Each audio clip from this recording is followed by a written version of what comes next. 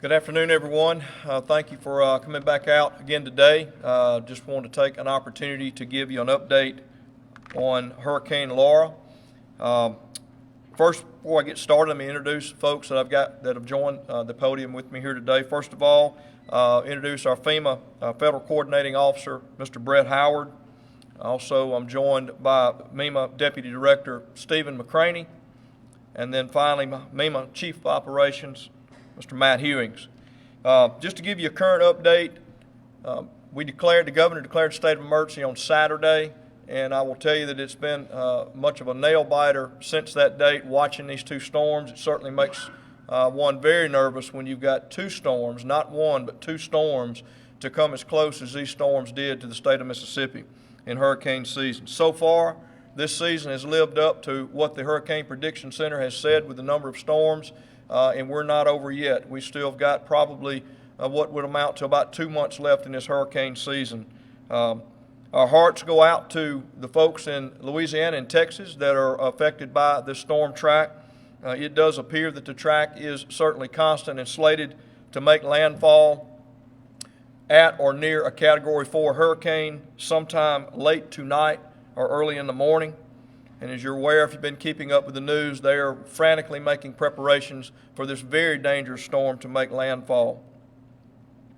Mississippi is certainly not out of the woods. We will be experiencing effects from this storm. Currently under storm watch is Hancock County and Harrison counties. Spoke with those gentlemen today and have been throughout this period of time, and they're expecting storm surges 2 to 4 feet, and in some areas it could get as much as 6 feet. We are expecting a lot of rainfall from the storm, and currently Amite, Pike, and Wilkinson County are under a flash flood watch. And then again, just a reminder about the storm surge. We can expect this storm system as it moves across the state of Louisiana and Texas and into the state of Arkansas to bring with it in the rain bands and the wind bands a lot of effects to Mississippi. One of the things I just want to bring your point to, and as a reminder, was brought attention to me today, this storm track has followed very closely, as did Hurricane Rita, which preceded or followed very closely Hurricane Katrina back in 2005. That storm, Rita, followed very nearly this very same storm track, and we experienced one of the largest tornadic outbreaks that we had on that day. So just a reminder, we could experience tornadoes in addition to the rainfall and the wind. So we certainly need to remain vigilant throughout this period of time. We do still have some shelters open across the state. In Hancock County, their Kiln Safe Room remains open at this time.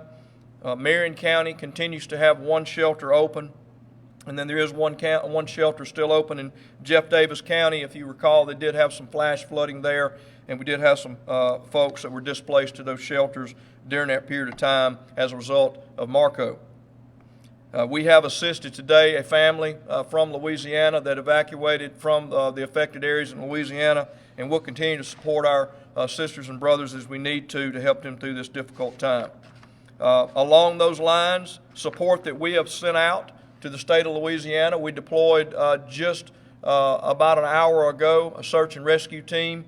They'll be going to stage in Baton Rouge, Louisiana to assist with high water and search and rescue as needed.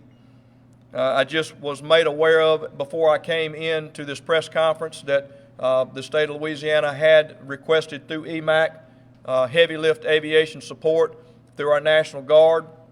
And it's my understanding we'll be supporting that and deploying those resources when it is safe to do so.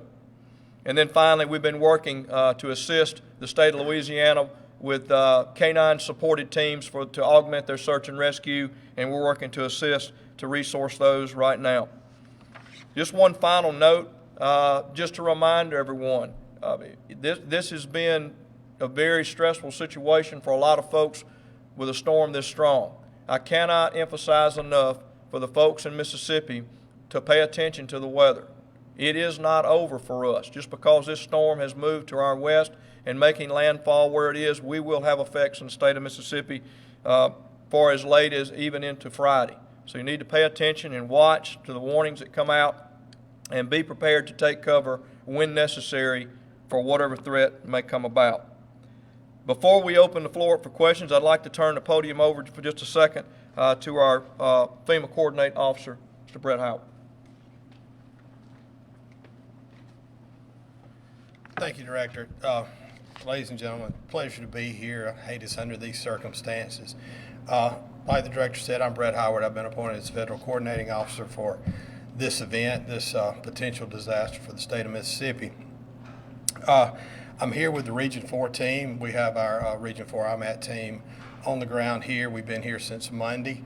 Governor Reeves and through the Emergency Management Agency here requested a presidential declaration pre-landfall back when on Sunday, when the storm was really focused and pointed on Mississippi.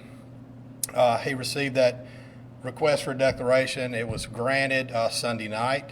The FEMA team rolled in Monday morning, and we've been coordinating with the state of Mississippi, with Mississippi EMA here since then, getting ready, standing up, posturing for any needed resources they may have.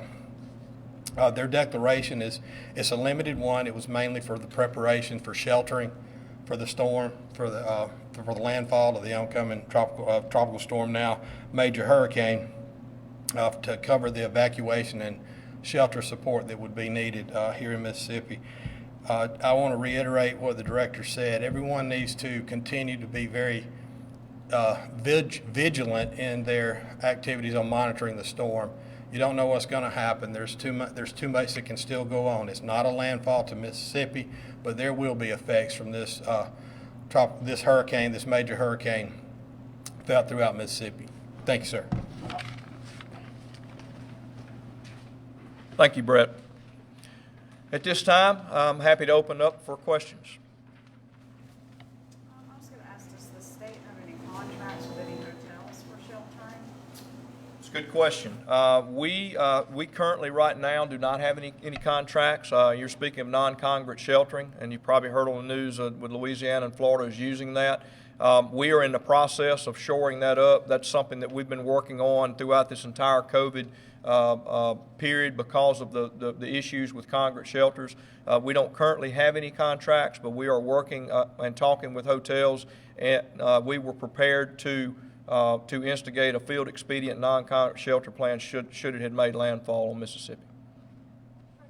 Michelle, I know you mentioned it, but can you talk about what resources we're sending currently into the track of the hurricane? Are we doing mutual aid? Well, so first of all, we're deploying those assets when it's safe to do so. With regard to the search and rescue assets, they are on the road now. They're going to where they believe to be a safe area in Baton Rouge, Louisiana.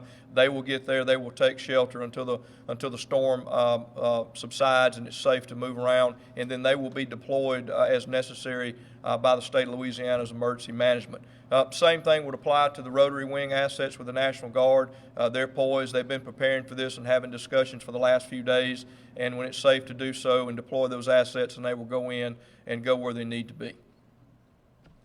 Director Michelle, when it comes to tornadoes that you mentioned earlier, possible tornadoes popping up throughout the state, what do you anticipate there, and where in the state would you be the most concerned about?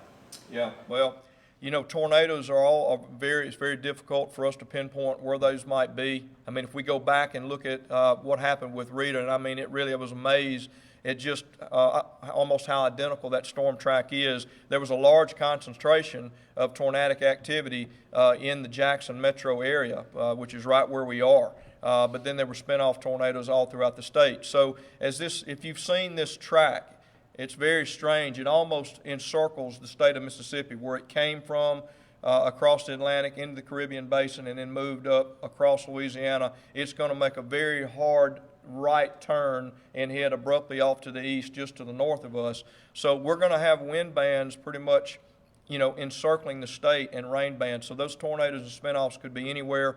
But the National Weather Service does a good job of helping us pinpoint that, so we can at least be looking in those areas. And that's really the best we can do right now, is just remain vigilant. Yes, sir. Are you expecting a large influx of evacuees, and how are you guys planning to house those evacuees if you do? We're not expecting a large influx. We've had good communications with the state of Louisiana. I've spoken with them every day this week. They have been, and much like the question about the non-congregate shelters early on, we've been talking about this with our partners and our counterparts. Their messaging has been to evacuate out of the areas. Louisiana is providing transportation in a lot of areas with the non-congregate sheltering that they're doing, so they are in a lot of ways channeling where those evacuees go in their state. This family that was displaced in Mississippi that we assisted, I think that's going to be more of the exception than the norm. But again, if we do get folks from Louisiana or wherever that may be, we will do our best to help them and get them taken care of. Commercial dispatch. Stella. Hi. My name is Stella Greer. I'm a reporter with the Commercial Dispatch in Columbus, Mississippi. My question is, what is it going to look like to open up shelters in the context of the pandemic? How do you handle the case if a shelter is at its maximum capacity and has to take in more evacuees? And what are some of your concerns? Yep. So as has been talked about throughout this year with other disasters we had, COVID throws in a very unique challenge when you're talking about shelters in the traditional way that we've sheltered folks. Fortunately, unfortunately, if you will, we've had some experience in dealing with COVID now, so it's becoming a little more norm with the PPE and the restrictions that are there. So it's not anything that we haven't been working with for the months. But to your point, what it does require us to do in a congregate sheltering is it requires us to have more facilities. In the case of the 3 shelters that are open right now, the population has been low, so that's been good because we've been talking about that throughout the year for people to avoid those congregate shelters and seek other means if they can. But the requirements would mean that we would have less people that we could put into a congregate shelter, which means in some cases, had this storm made landfall in Mississippi, we'd been looking at having to open more of those shelters, but we had already been working with trying to put people in non-congregate situations as well. PPE has been staffed in all these counties, so they have it to staff the congregate shelters, should that have been the case. But it does pose a challenge, but we were prepared to work that to ensure that people had a safe place to go.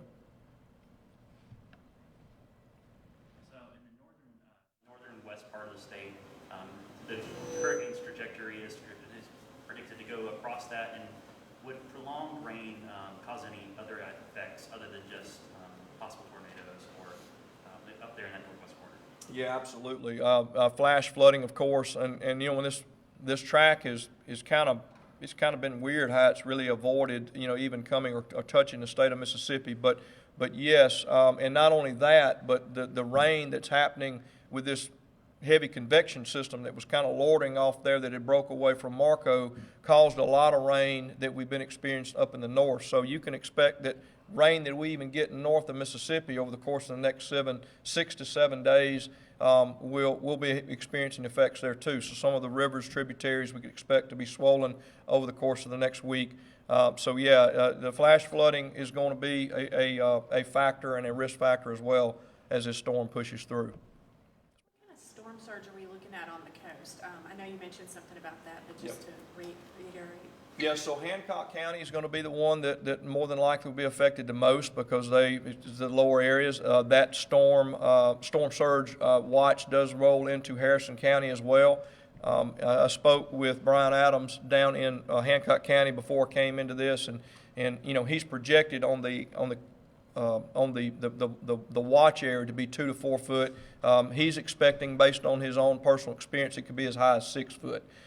So that's what they're preparing for, a worst case scenario, and then that would also transcend even into parts of Harrison County.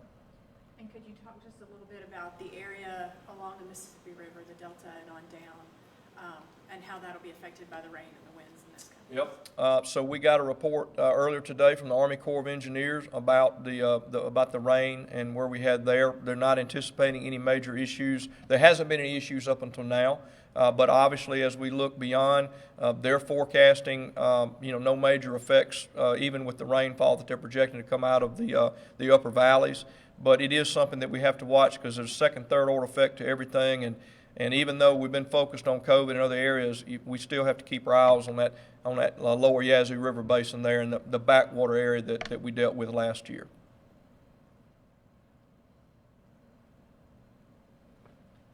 Okay, I thank everyone for coming out. I see no further questions. So with that, everyone remain vigilant. Thank you for your coverage of these storms, and I appreciate your support in coming out today. Concludes our briefing.